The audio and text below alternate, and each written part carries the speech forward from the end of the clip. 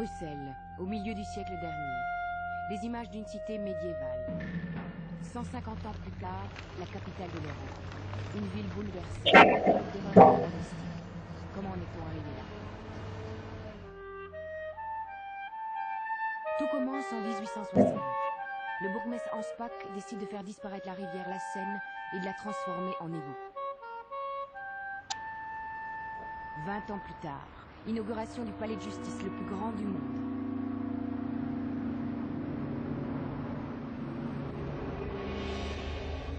Dans le quartier de Marolles, le mot architecte est devenu une insulte.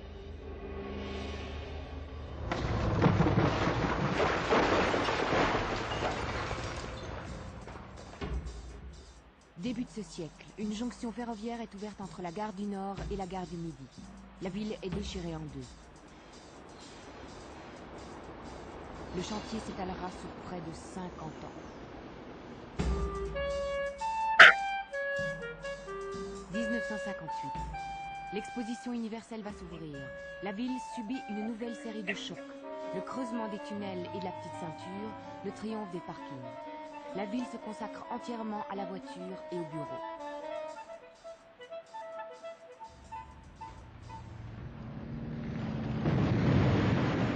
À nouveau, des quartiers populaires sont détruits.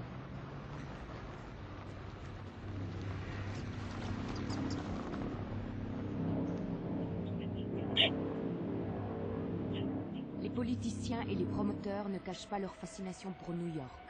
En 1974, le quartier nord est rasé pour faire place à un nouveau rêve. Nous ne voulons pas construire des blocs de béton, il faut tâcher de donner une âme et une vie à ces quartiers. C'est ça vraiment l'objectif que je poursuis. Le plan Manhattan ne sera jamais terminé.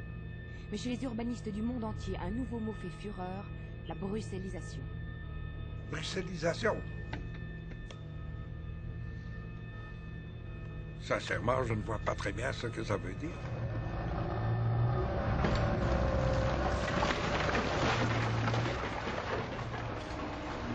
Aujourd'hui encore, Bruxelles subit l'implantation sauvage d'un gigantesque Parlement européen.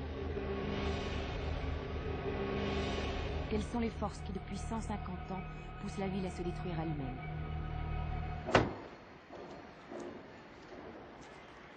Ce que je vais vous raconter ce soir, c'est l'histoire d'une enquête qui a duré plusieurs mois. Une enquête journalistique, historique et policière. C'est une histoire incroyable qui pourrait expliquer des événements vieux de plus d'un siècle. Une histoire qui a démarré à Bruxelles, mais qui nous emmènera très, très, très loin.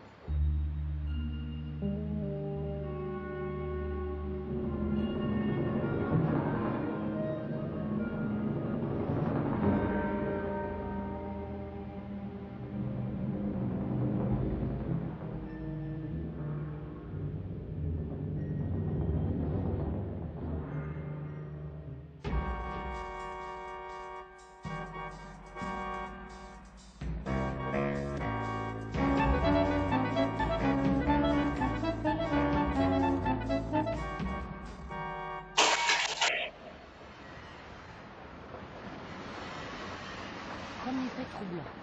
L'abandon des travaux du métro en dessous de la place Louise, en plein cœur de la ville. Il existe bien un premier niveau qui fonctionne normalement, mais ce que peu de Bruxellois savent, c'est qu'il existe un second niveau.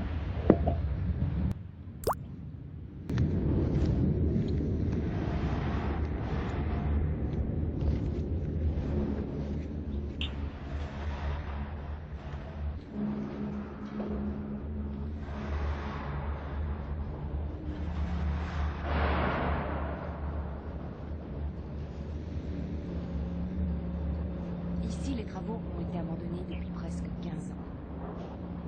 Nous avons commencé ceci en 1979 et nous l'avons terminé fin 81 environ. Vous pouvez me dire pourquoi ils ont été interrompus? Oui, il y a eu un choc. 15 ans. Nous avons commencé ceci en 1979 et nous l'avons terminé fin 81 environ. Vous pouvez me dire pourquoi ils ont été interrompus? Oui, il y a eu un changement de politique dans la politique de déplacement à Bruxelles. Les gros travaux métro ont été abandonnés et actuellement les travaux tournent beaucoup plus vers les travaux de surface. Voilà pour le point de vue officiel. Mais nous avons retrouvé un ouvrier du chantier. Son explication est assez différente.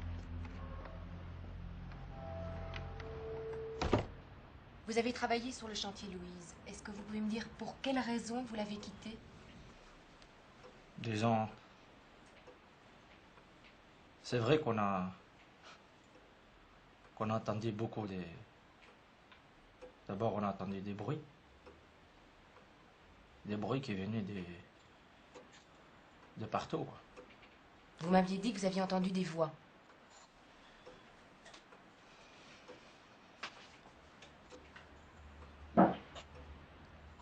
À quoi ressemblaient-elles? Des voix bizarres, mais très fortes. Alors, il part, il vient, mais ils étaient toujours présentes. C'est pour ça que les ouvriers, ils ont pris peur, quoi. Manifestement, il y a quelque chose derrière l'abandon de la station Louise. Mais quoi?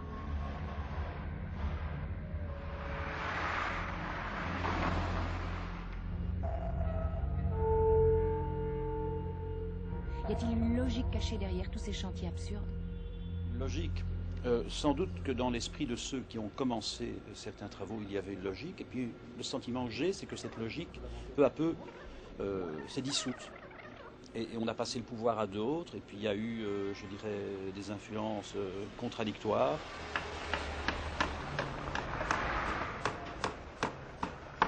Je vous vois venir. Je parie que vous allez me parler de Bruxelles. Quoi? Bruxelles. C'est quoi ça? Enfin, mademoiselle, quantité de gens viennent me parler de Bruxelles en disant, vous l'historien, vous avez dû connaître Bruxelles, et ça fait 40 ans que je m'occupe de Bruxelles. Et Bruxelles est une espèce de cité imaginaire comme ça, et un tas de gens croient qu'elle a vraiment existé. Et on me casse les pieds avec ça, mademoiselle. Et c'est un mythe, c'est une histoire de fou. Et c'est une légende ou bien c'est quelque chose qui s'avère... Davantage qu'une légende, c'est une conviction chez certains Bruxellois, et pas des imbéciles tous, ils y croient. Légende ou pas, ça mériterait qu'on s'y intéresse d'un peu plus près.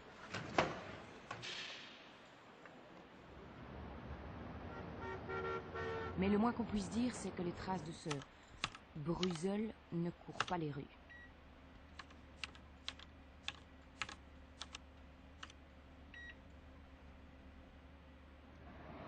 Bruxelles ne court pas les rues.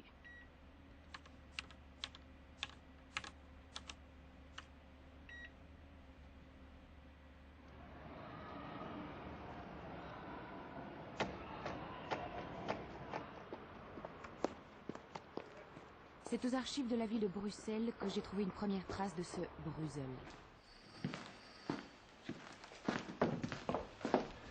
Ça que vous cherchez? Oui, merci. C'était dans un magazine des années 30. Une illustration intitulée « Le palais des trois pouvoirs à Bruxelles ». L'image évoquait le palais de justice. Elle était signée Robert Louis-Marie Labarque. Un nom qui ne me disait rien. Mais d'après l'article, certains tableaux de cet artiste étaient exposés au musée d'Ixelles. Il y en avait un, je pense, dans cette salle. Et il a été décroché il y a quelques années. Je ne sais pas trop pourquoi, mais je devine que les musées débordent d'œuvres, qu'on ne peut pas accrocher tout le monde. Et en tout cas, on ne peut pas accrocher les petits maîtres. Et M. de Labarque est sans conteste un petit maître. Il le savait d'ailleurs de son vivant. Et il avait de gros problèmes pour répondre à des personnalités aussi fortes que Delvaux ou Magritte, qui lui jetaient beaucoup d'ombre. Alors il s'est recyclé dans des illustrations, des imageries populaires, dans un style réaliste, expressionniste, Mazrel, ou en imitant des décors de cinéma dans le style de Métropolis. Voilà, c'est comme ça qu'il s'est en fait consolé de la peinture. Il avait une véritable passion pour le palais de justice de Bruxelles et il l'a souvent dessiné à sa façon. Bien, est-ce que vous avez aussi entendu parler de Bruxelles? Mais son sujet favori, ce sont les architectures de Bruxelles, mais il intitulait tout cela des choses de Bruxelles. Alors, est-ce qu'il n'est pas d'origine flamande, ou bien est-ce qu'il était influencé par la langue flamande, on dit Bruxelles, ou bien ce serait méchant pour lui de dire qu'il avait une très mauvaise orthographe et qu'il avait fait constamment cette faute. Ça m'étonnerait quand même. Je n'ai pas eu de mal à retrouver des traces de ce de Labarque. Né en 1885 et mort en 1958, il avait vécu toute sa vie à Scarbeck.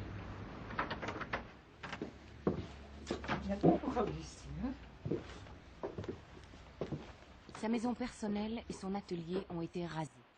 Mais dans le grenier d'une de ses nièces, j'ai retrouvé pas mal d'affaires qui lui appartenaient. Il y avait notamment de nombreux documents sur le palais de justice.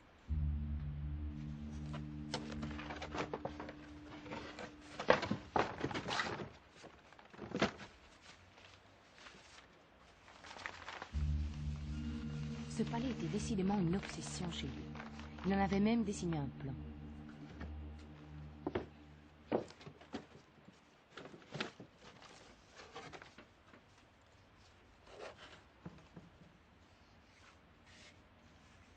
Dans ses albums de photos, on le voit faire des croquis sur les chantiers de la jonction Nord-Midi. À l'époque, c'était le plus grand chantier de la ville.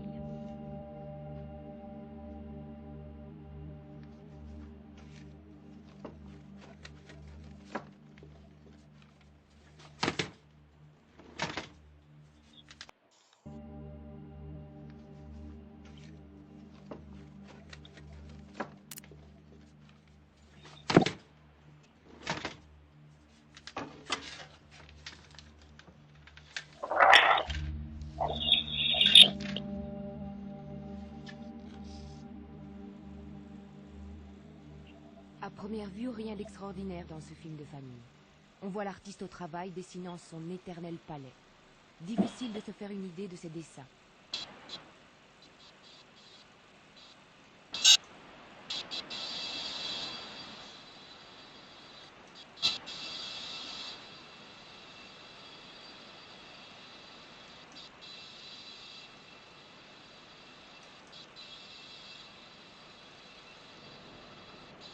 Je voulais savoir ce que Delabarque pouvait bien raconter, et je me suis livrée à une petite expérience. J'ai montré le film à une personne capable de lire sur les lèvres.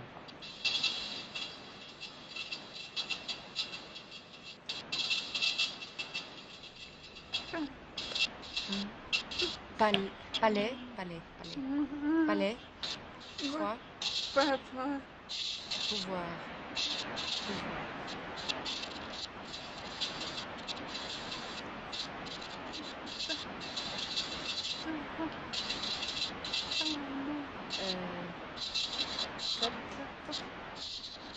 Toi, tu vas chercher.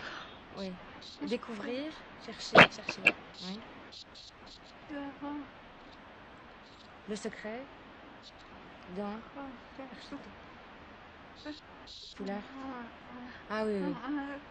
Lui, il va chercher Delabarque, il va chercher le secret dans le palais. Voici à peu près ce que Delabarque dit à ses enfants. Il y a dans ce palais quelque chose que personne ne peut connaître, mais que moi j'ai découvert. Un jour, nous irons ensemble dans le palais des trois pouvoirs et je vous montrerai de quoi il s'agit.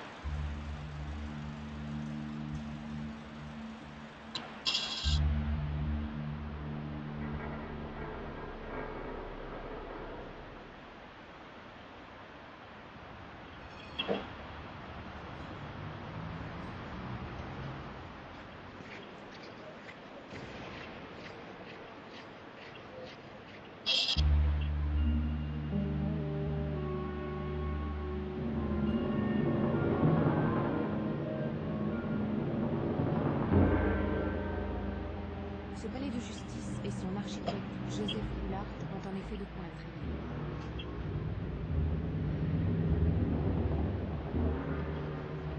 Le palais, qu'on voulait le plus grand du monde, a d'abord fait l'objet d'un concours.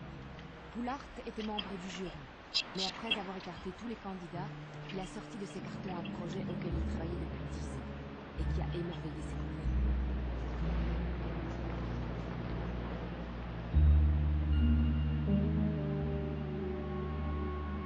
La construction du palais s'est étalée sur plus de 20 ans et a vidé les caisses de l'État. Poulard n'a jamais vu le palais terminé, il est mort en 1879, 4 ans avant l'achèvement des travaux. On dit qu'il était devenu fou.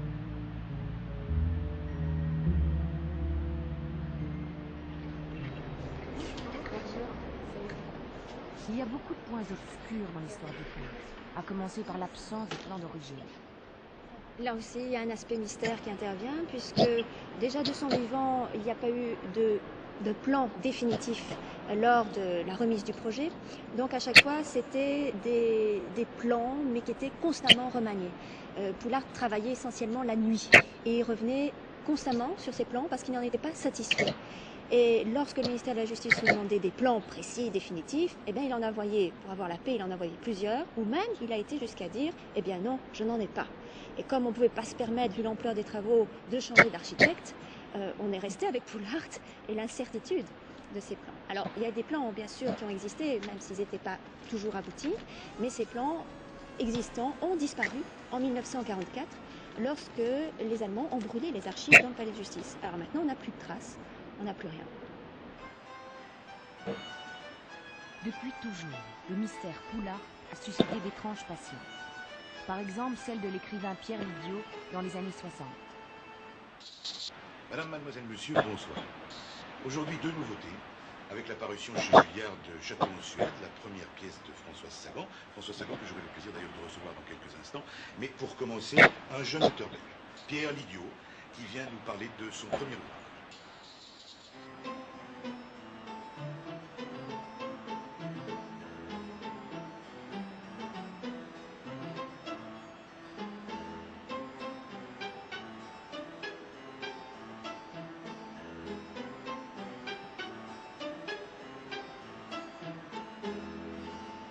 Bonsoir.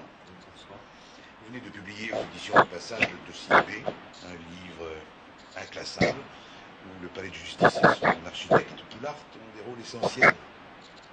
Alors, pourquoi cet intérêt pour ce bâtiment démesuré et, disons-le, finalement, d'assez mauvais goût? Le palais de justice n'est pas du tout de mauvais goût, au moins, à mon avis. Le bourgmestre Anspach, il y a à peu près 100 ans, disait « ce monument serait plus beau, pour ne pas dire le seul, de tout le 19e siècle ». Anspach avait même souhaité que la dépense soit la plus élevée possible, pour qu'on ne puisse pas reprocher à la ville de Bruxelles d'avoir péché de mesquinerie. Oui, sur ce plan-là, on peut dire qu'il a été exaucé. Mais qu'est-ce qui, aujourd'hui, en 1960, vous paraît encore actuel dans ce palais de justice? C'est une œuvre ésotérique, je dirais même initiatique. Chacun sait que Poulart était franc-maçon. Mais bon, le palais, c'est évident, est constellé de signes maçonniques, de symboles, de chiffres. Mais tout cela, voyez-vous, c'est à mon avis qu'une sorte de façade, de couverture. La vérité, c'est que Poulart était obsédé par la notion de passage. Je ne sais pas si nos téléspectateurs pourront vous suivre sur ce terrain. Évidemment. Je sais que cette interprétation dérange. Pourtant, les preuves sont là, irréfutables. Pensez au fait que Poulart refusait de montrer le plan du palais, que lorsque les parlementaires insistaient pour les avoir, il les inondait de dessins de toutes sortes, contradictoires. En réalité, le palais de justice avait un but secret. Poulart voulait relier la ville de Bruxelles à une ville parallèle à laquelle il croyait, Bruxelles, et c'est la recherche de ce passage qui explique les appuis très bien placés dont il a bénéficié pendant toute la construction. Oui, oui. Et ce passage, où se situe-t-il? Je ne vais pas l'expliquer comme cela devant vos caméras, alors que j'ai mis 268 pages dans mon livre à faire sentir toute la complexité de ce dossier. Je crois que les recherches sont encore longues, le travail est complexe si on veut approcher. En tout cas, merci Pierre Lidiot. Et je rappelle le titre de votre livre, Le dossier B.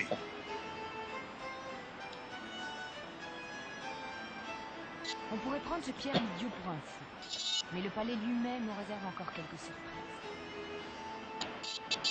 Alors actuellement, il serait intéressant de faire des recherches dans les fondations du palais de justice, parce que ça, c'est de la main de Poulart, alors que toute la partie supérieure a été achevée par d'autres architectes.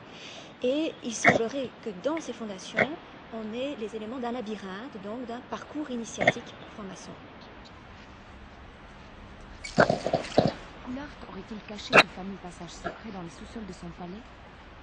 J'ai repris le plan dessiné par Delabarque et j'ai suivi les itinéraires qu'il y avait tracés. Ils m'ont tous conduite à des impasses. Des couloirs sans issue, des grillages dont on n'avait soi-disant pas les clés.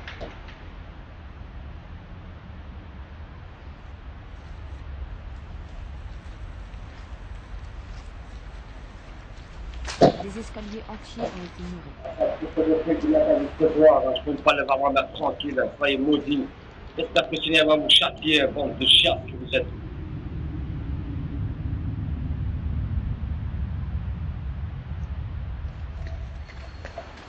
Ces dernières années, Cette morte, de merde, en que vous êtes. particulier les sous-sols, ont subi des transformations importantes.